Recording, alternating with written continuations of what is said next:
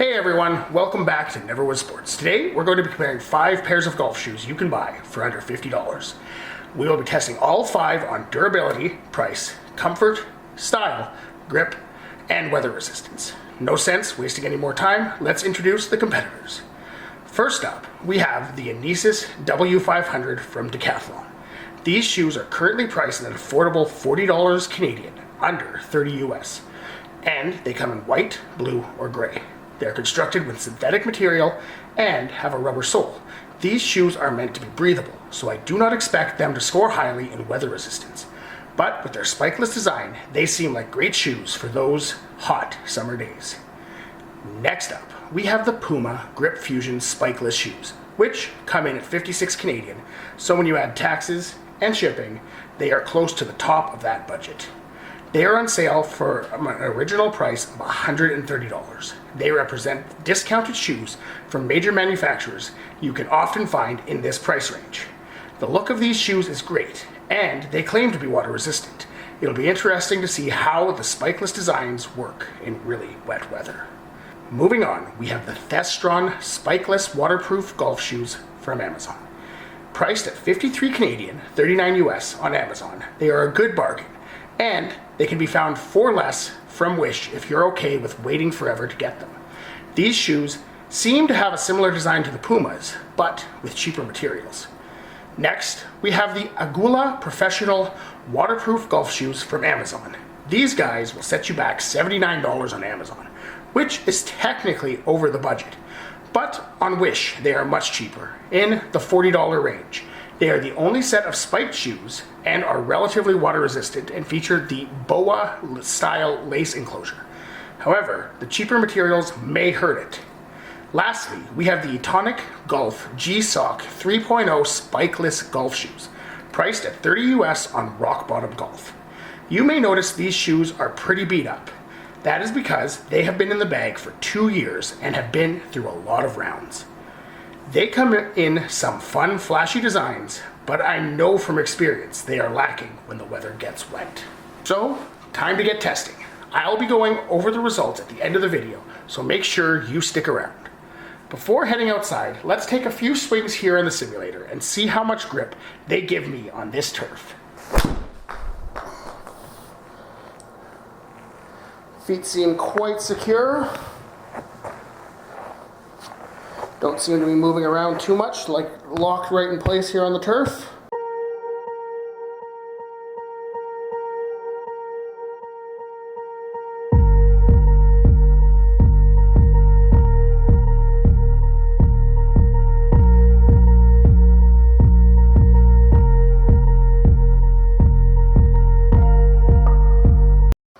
Now here we have the Thestron. They're spikeless. They feel a little bit slick after being wet, so.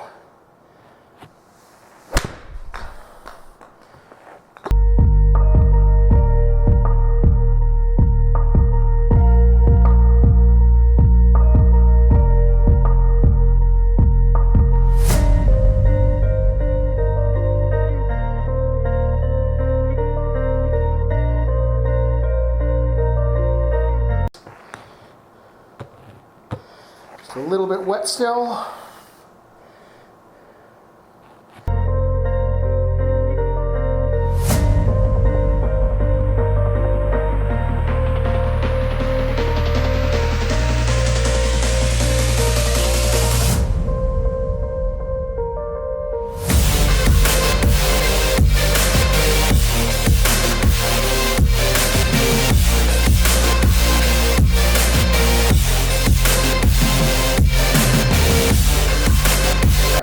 Here we go, the Etonics. They are still quite wet from their walk in the snow. It feels like I've been standing in a puddle.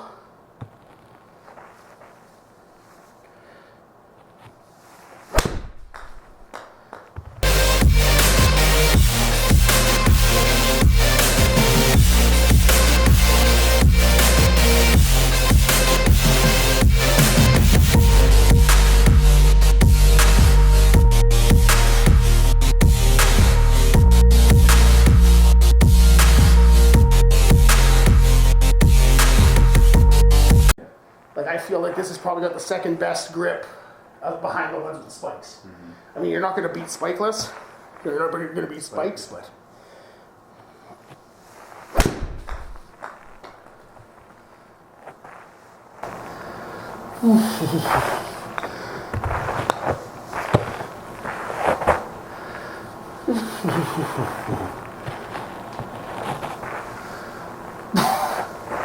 The shoes made that difference. What do you think, Mark?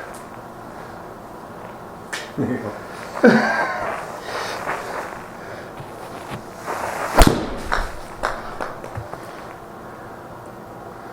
Oh, I felt that one though. That was a little handsy. 150.7.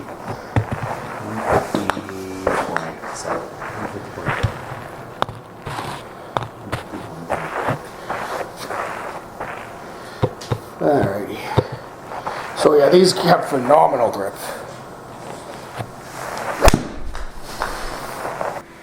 As you can probably tell, the weather here in Canada is still very cold and snowy.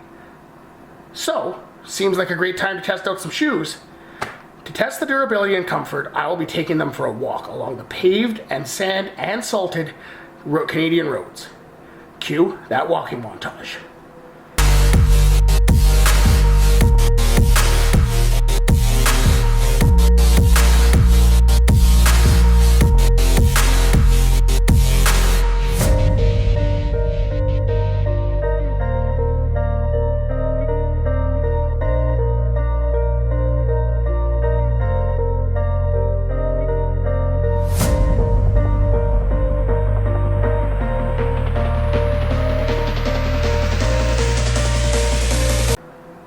As our final test here, we'll be testing weather resistance in the harshest Canadian way. I'll be walking each pair 50 yards through knee-high snow and judging their ability to keep my feet warm and dry.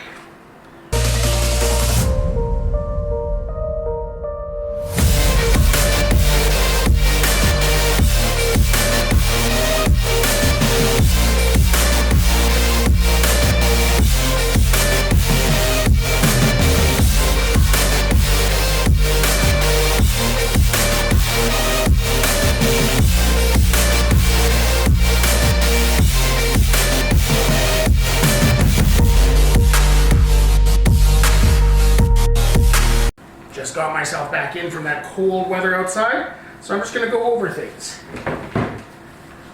First of all, the Aagoola. I think they managed to pull off the win here. And what I noticed with these shoes is they got wet around the ankles, but none of it actually managed to get its way in. So they did a great job, the Aagoolas. Managed to stay dry.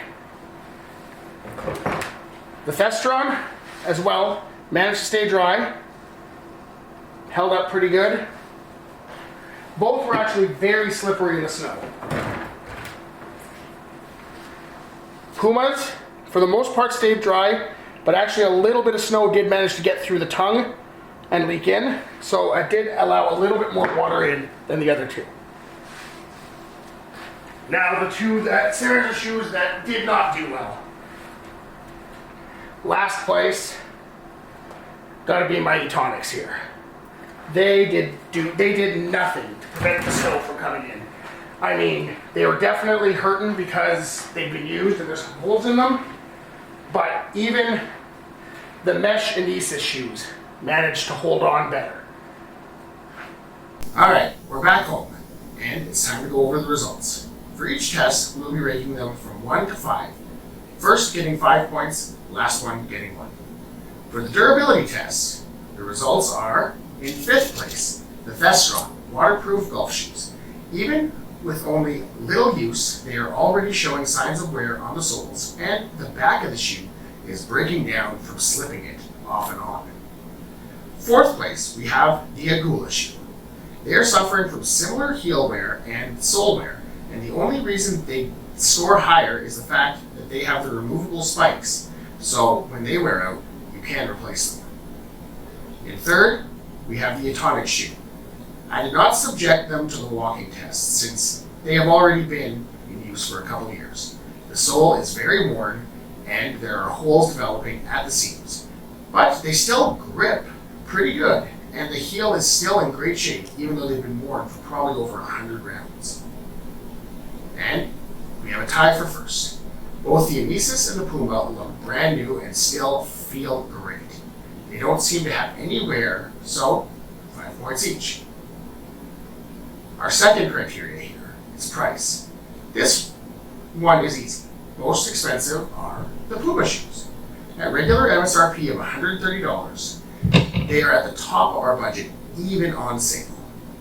Next is the Aagoola, coming in again at the top of the budget, unless you buy them from Wish. Third place is close, but the Inesis is slightly more expensive, and when not on sale, is just over the budget. Second place, the Thestron shoes from Amazon. They offer a great price and even lower price if you go on Wish. And first place, we have the Etonic shoes when you buy them from Rock Bottom Golf. This isn't sponsored, but it's the place I found them. I bought these shoes there, and they are incredibly cheap, especially if you can find some way of getting the free shipping and that sort of thing. They cannot beat the price on these shoes. Our third test, comfort. How do these shoes hold up? Well, in last place, it's the Thestron, the Wish cheap Amazon shoes. They're not that comfortable, and even just in the short amount of time I've worn them, you start to feel it in your heel and get some hot spots. In fourth place, we have our second set of cheap Wish shoes. The cheaper material doesn't make them very comfortable, and the Aagoolas with the spikes, actually you feel those spikes a little bit in your feet. At this point, the last three, they're all so close that I'm just going to give them a tie for second place, give them 4 points. They're all incredibly comfortable shoes. They felt great. So it's really hard to pick one over the other. We come to style.